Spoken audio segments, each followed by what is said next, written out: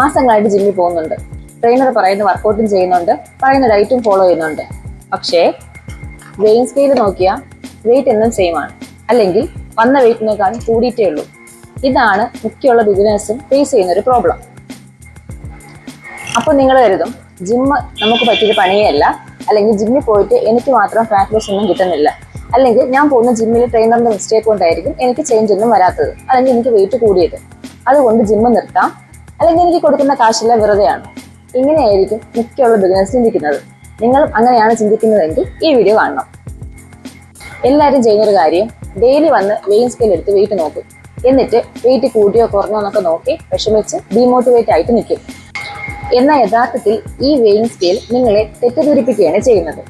Weighing സ്കെയിലിന് body കമ്പോസിഷനോ കാര്യങ്ങളോ ഒന്നും അറിയില്ല. ജസ്റ്റ് അത് കാണിക്കുന്നത് നമ്മുടെ ബോഡിയുടെ വെയിറ്റ് എന്താണോ ആ നമ്പർ ആ സ്ക്രീനിൽ കാണിച്ചു തരികയാണ് ചെയ്യുന്നത്.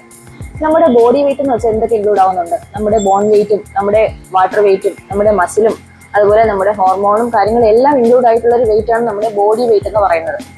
അത് അതേപോലെ നമ്പർ ആയിട്ടാണ് നമ്മുടെ വെയിങ് സ്കെയിൽ കാണിച്ചു തരുന്നത്. അതുകൊണ്ട് അത് ഒരു ദിവസം കൂടിയോ കുറഞ്ഞോ മാറിയും തിരിഞ്ഞോ ഒക്കെ വരാം. അത് ഇമ്പോർട്ടൻ്റ് ആയിട്ടുള്ള കാര്യമാണ്. മസിലും ഫാറ്റും.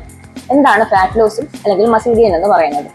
ഈ മസിലിനേക്കാൾ ഫാറ്റിന് വോളിയം കൂടുതലായിരിക്കും എന്നുള്ള കാര്യം നിങ്ങൾക്കറിയാം. നമ്മൾ രണ്ടും ഒരേ തൂക്കത്തിലാണ് നിൽക്കുന്നതെങ്കിലും 1 കിലോ മാസും 1 കിലോ മസിലും 1 കിലോ ഫാറ്റും എടുത്താലും നമുക്ക് ഫാറ്റിന്റെ വോളിയം ഭയങ്കര കൂടുതലായിരിക്കും. അതുകൊണ്ട് തന്നെ നമുക്ക് വരുന്ന ഫാറ്റ് ലോസ് ഇതുപോലെ തന്നെ ആയിരിക്കും. നമുക്ക് ചെറിയ രീതിയിൽ ഫാറ്റ് ലോസ് ഉണ്ടായാൽ പോലും നമുക്ക് വലിയ മാറ്റങ്ങൾ നമ്മുടെ ബോഡിയിൽ കണ്ടെന്ന് വരാം. ഇപ്പോൾ 1 കിലോ ഫാറ്റ് ലോസ് ആണ് വരുന്നതെങ്കിൽ 1 കിലോ നമ്മുടെ മസിൽ ഗെയിനും വരാം. അത് നമ്മുടെ വെയിങ് സ്കെയിലിൽ കാണിച്ചേ പറ്റുള്ളൂ. അപ്പോൾ ആ 1 കിലോ ഫാറ്റ് ലോസ് വന്നത് നമുക്ക് ഭയങ്കര വിസിബിൾ ആയിട്ട് നമ്മുടെ ബോഡിയിൽ കാണാനും പറ്റും. ആൾക്കാർ കാണുമ്പോൾ, നിങ്ങളെ കാണുമ്പോൾ പറയും നിങ്ങൾ മെലിഞ്ഞിട്ടുണ്ടെന്ന് പറയും, അല്ലെങ്കിൽ നിങ്ങളുടെ ഇഞ്ചസ് കുറയുന്നത് കാണാം, അല്ലെങ്കിൽ നിങ്ങളുടെ ടൈറ്റ് ആയിട്ടുള്ള ഡ്രസ്സ് ലൂസ് ആകുന്നതൊക്കെ നിങ്ങൾക്ക് കാണാം.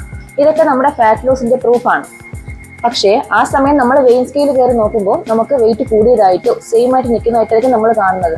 കാരണം അവിടെ നമുക്ക് ബോഡിയിൽ മസിൽ മാസ് കൂടുന്നുണ്ട്. മസിൽ മാസ് കൂടുമ്പോൾ അതിന്റെ വെയിറ്റ് എന്തായാലും വെയിങ് സ്കെയിൽ കാണിച്ചില്ലേ പറ്റുള്ളൂ. അപ്പൊ അതുകൊണ്ട് നമുക്ക് വെയിറ്റ് കൂടുന്നതായിട്ടായിരിക്കും നമുക്ക് തോന്നുന്നത്.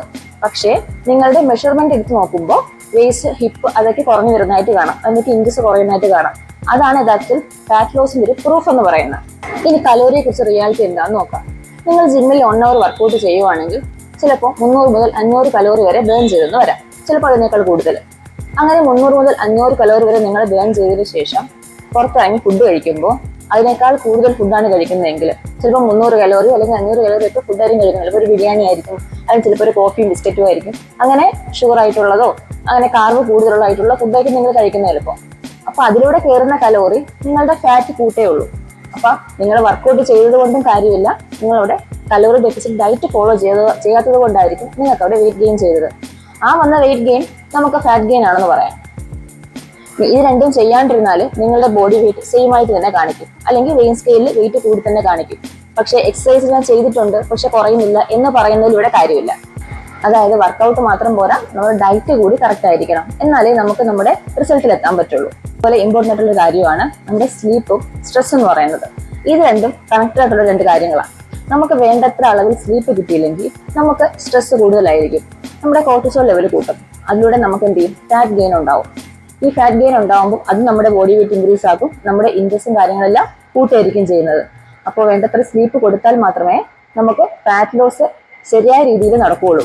അപ്പോൾ സ്ലീപ്പും അതുപോലെ നമുക്ക് ആവശ്യപ്പെട്ട കാര്യമാണ്. സോ ജിമ്മ് മാത്രം ഫോക്കസ് ചെയ്താൽ പോരാ, നമ്മുടെ ലൈഫ് സ്റ്റൈൽ കൂടി കറക്റ്റ് ആയിരിക്കണം, എന്നാലേ നമുക്കൊരു റിസൾട്ട് കിട്ടിയെന്ന് നമുക്ക് പറയാൻ പറ്റുള്ളൂ. ഇനി നമ്മുടെ കിട്ടിയ റിസൾട്ട് അല്ലെങ്കിൽ നമ്മുടെ പ്രോഗ്രസ് നമുക്ക് എങ്ങനെ മെഷർ ചെയ്യാന്ന് പറയാം. നമ്മൾ നോക്കേണ്ട മറ്റു കുറച്ച് കാര്യങ്ങളും കൂടെ ഉണ്ട്.